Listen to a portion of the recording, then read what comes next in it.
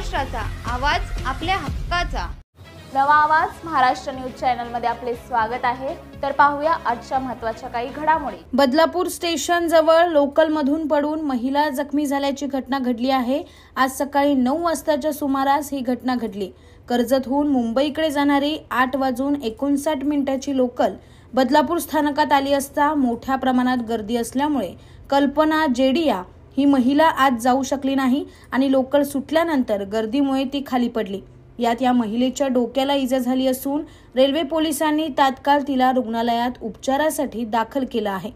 Badlapur railway स्थानकातून सकाळी 8:59 मुंबईकडे जाणारी लोकल रवाना झाल्यानंतर तब्बल अर्धा तास एकही लोकल उपलब्ध नाही। त्यामुळेच ही लोकल पकडण्यासाठी प्रवाशांची मोठी घाई होती। मात्र ही लोकल कर्जतवरून येणारी असल्यामुळे आधीच गर्दीने भरून आलेली असते।